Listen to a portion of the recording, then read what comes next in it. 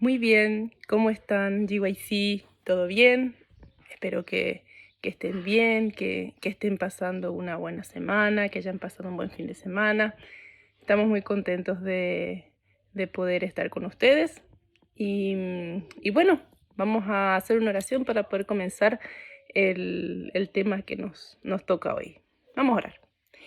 Querido Padre que estás en el cielo, gracias por tu cuidado, tus bendiciones, por este día tan lindo, aquí donde estamos. Gracias porque tú nos has acompañado y ahora te pedimos, Señor, al poder repasar este tema, que tú puedas estar con nosotros, acompañarnos y que sea de bendición. En tu nombre, amén. Muy bien, estamos en la lección 7 de nuestro trimestre, de nuestro último trimestre del año y es un tema interesante, conocido pero interesante. ¿Por qué? Porque es una de las formas que tenemos de poder eh, adorar a Dios eh, en nuestra vida, ¿verdad? Tenemos tantas formas de poder adorar a Dios con la música, con nuestra obra misionera, con nuestro ejemplo, pero creo que este tema es interesante porque es otra forma en la que nosotros podemos estar adorando a Dios. El sistema de diezmos.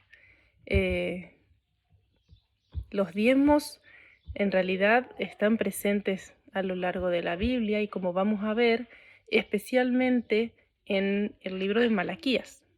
Pero bueno, es interesante lo que nos cuenta en este primer día, contando un poquito la historia de cómo es que ese sistema de diezmos entra dentro de nuestra iglesia. Como podemos ver, ahí habla específicamente de Jaime y Elena, que durante muchos años, o sea, cuando ellos comenzaron su matrimonio, el trabajo que ellos comenzaron a hacer, tuvieron que pasar por varias dificultades económicas, puro económicos. ¿Por qué? Porque la forma en la que se manejaba en esa época era cada misionero o cada persona que quería dedicarse a trabajar para Dios tenía que trabajar en alguna cosa que pudiera darle medios económicos y el resto del tiempo poder dedicarlo al, a la obra y al trabajo de la iglesia, ¿verdad? Entonces, muchas veces eso generaba dificultades, tal vez porque es como que el tiempo de la persona estaba dividido, entonces entre una parte tratar de solventar los gastos que tenía que tener durante su vida y para sus gastos personales y también para los gastos que conllevaba el trabajo misionero. Entonces, y eso fue lo que pasaron Elena y Jaime, y no solamente ellos, un montón de otros misioneros porque era la forma en la que esa época se manejaba. Eh, Realmente me llamó la atención cuál era el trabajo que hacía Jaime. Dice que instalaba vías de ferrocarril o cortaba pasto, ¿sí? Tal vez el cortar hierba a mano, hoy en día es raro por ahí a mano, pero creo que en algún momento algunos hemos realizado ese trabajo. Pero bueno, instalar vías de ferrocarril, interesante. Y podía ganar ese pocos dólares para poder solventar tanto sus gastos como los gastos de la imprenta. ¿Por qué? Porque en ese momento el mayor ímpetu que estaba dando Jaime dentro del trabajo es la imprenta, ¿sí? Entonces, eso hacía de que muchas veces la comida en la mesa fuera precaria. Eh, Habla también sobre Urias Smith, ¿sí? Ellos tenían voluntarios que eran los que ayudaban en todo el trabajo de la imprenta y también pasaban por esas dificultades ya que estaban haciendo lo mismo. Entonces, ¿a partir de cuándo comienza a organizarse un poco esto de los diezmos dentro de nuestra iglesia? Entonces, a partir de 1859 comienza y se oficializa esto de la dadivosidad sistemática. Y me llamó la atención el nombre de hermana Betsy. Pensé que tal vez era porque se parecían las palabras en inglés, pero las busqué y realmente no le encontré mucho parecido. Pero Pero bueno, era una forma cariñosa de decir a este sistema de dadivosidad que era lo que se estaba instalando en ese momento en la iglesia.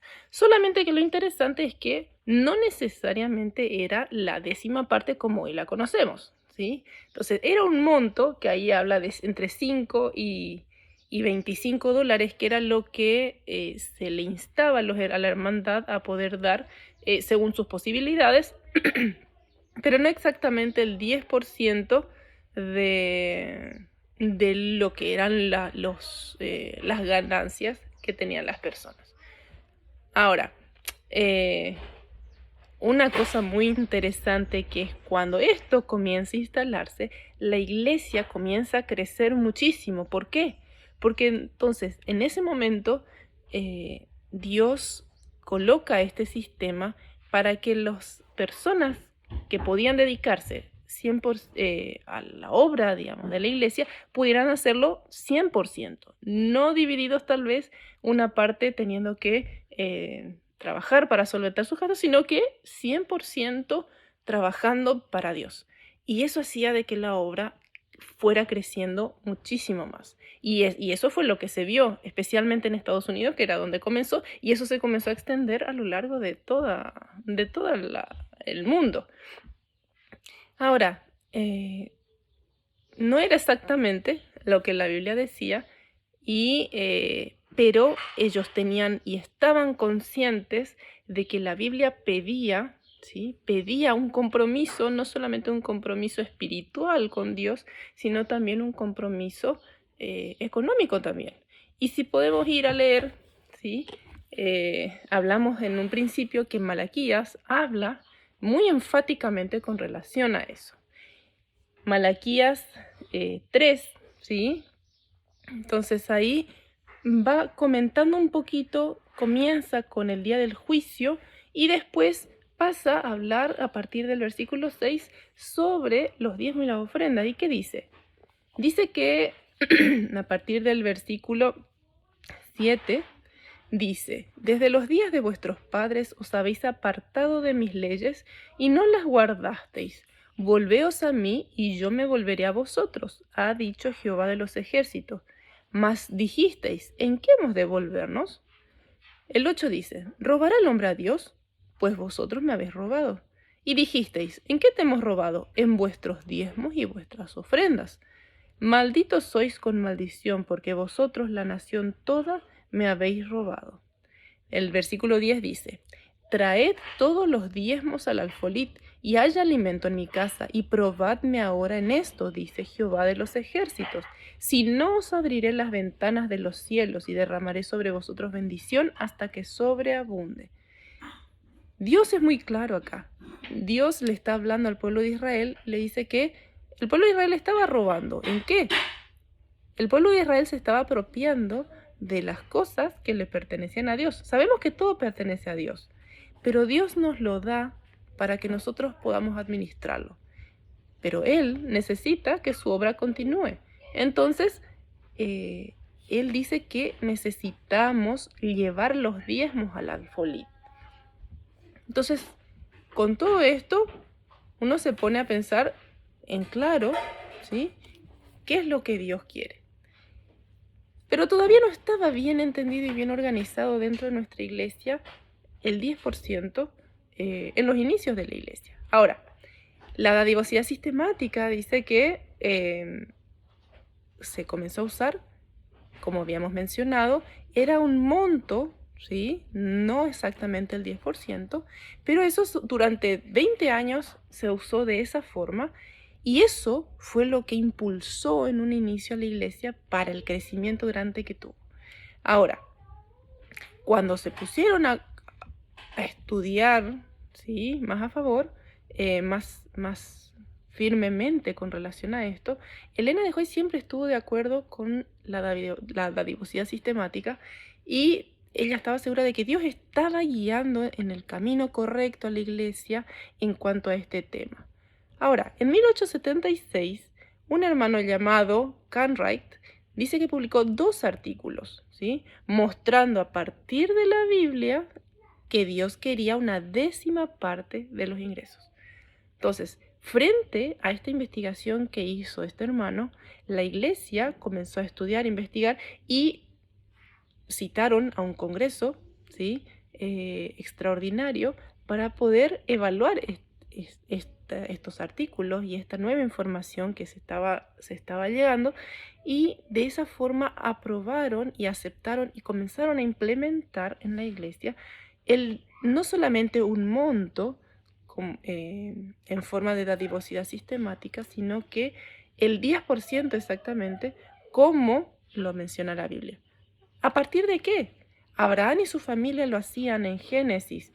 La ley mosaica lo menciona y lo ponía en práctica a lo largo de Génesis y Levítico. O sea que desde el inicio eso estaba presente. El pueblo de Israel tenía que llevar sus primicias. O sea, siempre hubo una forma de poder adorar a Dios a través de nuestras donaciones.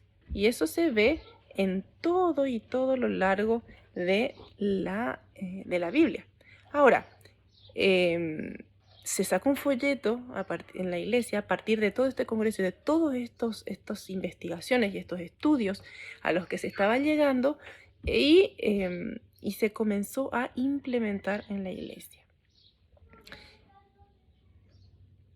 El capítulo 3 de Malaquías es algo que ha impactado a la iglesia a lo largo de toda su historia. ¿Por qué?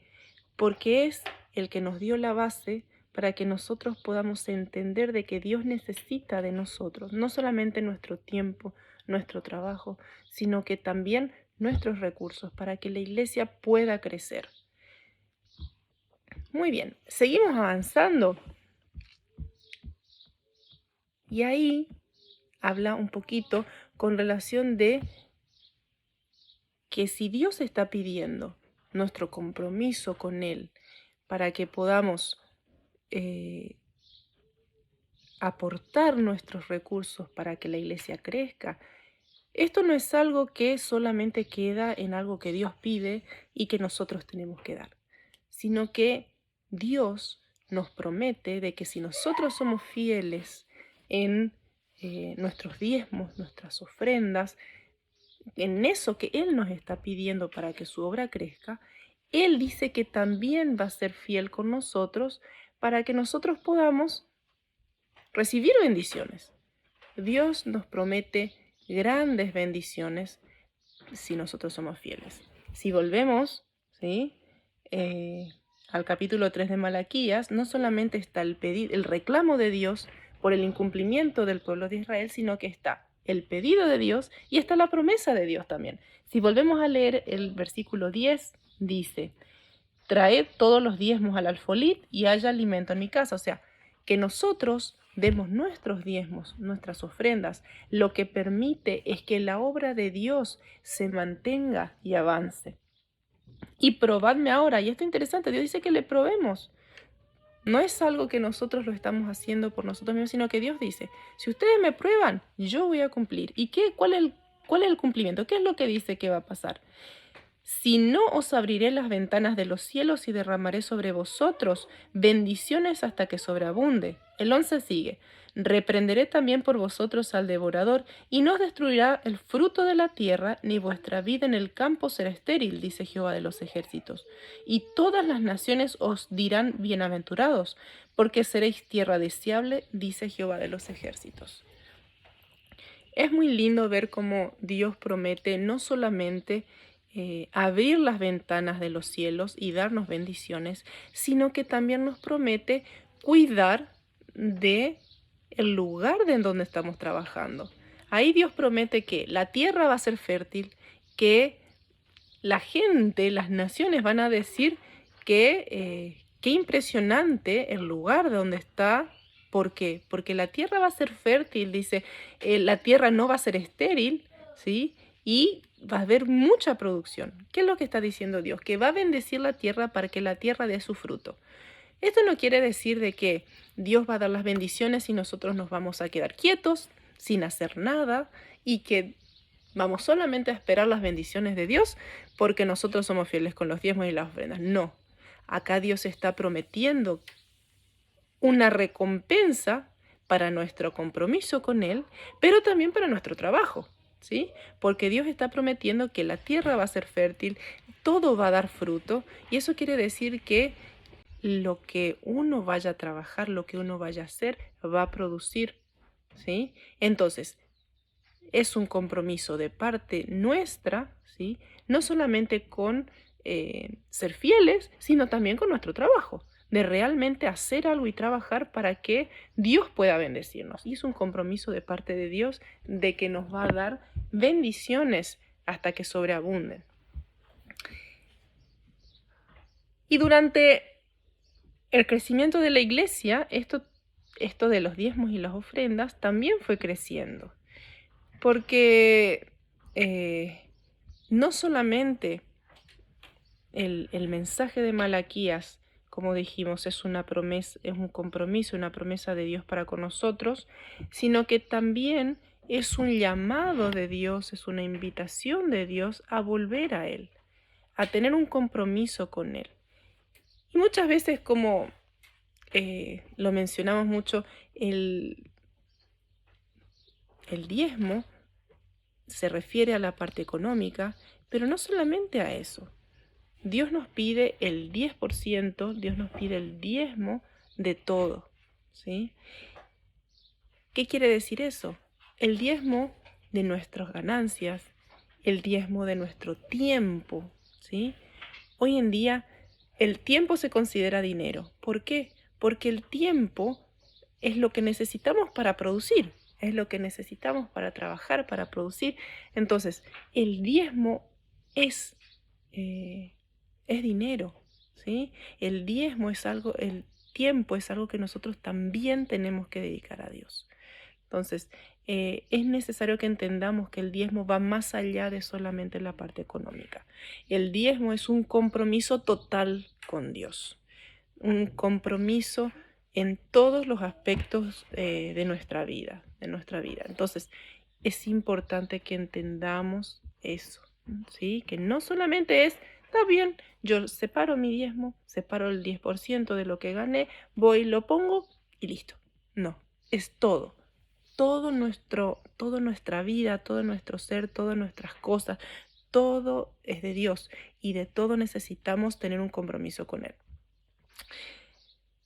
El diezmo no solamente nos ayuda a comprometernos, sino que también es como un regalo. ¿Por qué? Porque el diezmo fortalece nuestra fe. ¿Cuántas historias tenemos de personas que han sido fieles a Dios a pesar de las dificultades, a pesar de pasar por problemas? Recuerdo que teníamos el libro La puesta del sol, el librito para hacer los cultos para recibir el sábado, y había muchísimas historias de hermanos que eran fieles a Dios con sus diezmos, con sus ofrendas, y era impresionante ver cómo Dios también era fiel y iba cumpliendo sus promesas y ver cómo Dios iba ayudando a esas personas que habían sido fieles con Él. O sea que es una prueba de fe para nosotros de que Dios va a cumplir, de que Dios va a cumplir. Muchas de las cosas que Dios nos pide muchas veces son para fortalecer nuestra fe, para que nosotros crezcamos en nuestra vida espiritual. Dios no necesita de nosotros en realidad. O sea, Dios es el dueño de todo. Dios puede conseguir para que su obra avance de cualquier lado, de cualquier forma, porque al fin y al cabo Él es el dueño. Pero si Él lo hiciera solo, nos perderíamos todas las bendiciones que eso trae. Bendiciones como justamente el crecimiento de la fe, el crecimiento espiritual, el crecimiento de nuestra fe, de confiar de que Dios va a cumplir, el crecimiento de nuestra vida espiritual y de nuestro relacionamiento con los hermanos. ¿Por qué? Porque a través del diezmo y las ofrendas nosotros podemos ayudar a otros y sabemos que podemos ayudar a otros y sentirnos parte de la obra de Dios nos hace cada día estar más cerca de Él. ¿Por qué? Porque nos hace parte. Nosotros somos conscientes de que cuando nos sentimos parte de algo, eso se mete en nosotros y nosotros nos sentimos más mejor relacionados con Él. Entonces, necesitamos eso y necesitamos ser partícipes. ¿Por qué? Porque eso nos hace estar más cerca de Dios, más cerca de Dios. Entonces, diezmar no es algo que hacemos para ganar más riqueza, y ese es otro detalle importante. Porque también podemos decir, yo no pongo mis diezmos y mis ofrendas, Dios no me va a bendecir, pero si pongo mis diezmos y mis ofrendas, Dios me va a dar tantas bendiciones y yo lo voy a hacer por recibir esas bendiciones. Y ese tampoco es el objetivo. O sea, el objetivo del diezmo y de la ofrenda no es volvernos ricos o ganar riqueza. No ese es el objetivo. El objetivo, como mencionamos, es nuestro crecimiento espiritual.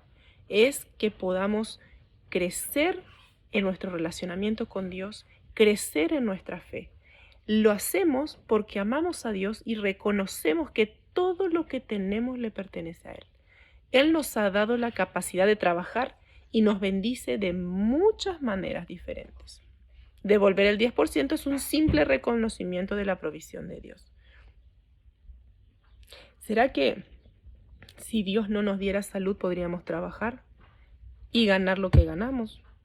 ¿Será que si Dios no nos diera la inteligencia, nosotros ganaríamos y podríamos trabajar y recibir la remuneración que recibimos? Si Dios nos bendice con salud, con inteligencia, con tiempo, con gente que nos apoye, no vamos a poder hacer lo que estamos haciendo, no vamos a poder tal vez recibir esa remuneración que pensamos que es por nuestra propia cuenta. Si Dios no nos da eso, nosotros no lo podemos hacer. O sea que al fin y al cabo Dios es el que nos da la posibilidad de recibir lo que nosotros recibimos. Dios es el que nos da la posibilidad de tener el tiempo y la salud para poder dedicarlo a su obra. Entonces, al fin y al cabo, Dios es el dueño de todo. Y Dios solamente nos pide una pequeña parte proporcional de todo lo que Él nos da. Pero no tenemos que olvidar de que Él es el dueño de todo. Al fin y al cabo, al ser Él el dueño de todo, Dios nos va a pedir cuentas cuando Él venga. ¿Qué hicimos? No solamente con ese 10% que dimos, es más, creo que ese 10% que nosotros entregamos debe ser una tranquilidad porque nosotros lo estamos dando a Él y Dios es el que administra eso. Pero también nos va a pedir cuenta de ese otro 90% que Él nos da, que Él nos permite manejar, organizar. Y creo que deberíamos preocuparnos más por ese 90% que por ese 10%. ¿Por qué? Porque eso, como dije, ese 10% Dios es el que maneja. Pero de ese otro 90% lo manejamos nosotros. ¿Y será que lo estamos haciendo para la honra y la gloria de Dios? Es importante que pensemos en eso también. Que pensemos en eso. La lección menciona nombres de personas muy importantes dentro de la economía que conocemos, que fueron fieles a Dios con sus diezmos, sus ofrendas, y Dios los bendijo, ¿sí? Menciona a Heinz Crowell, que es de Quaker, Kraft Foods, y tantas otras personas que fueron fieles a Dios, y Dios fue fiel con ellos.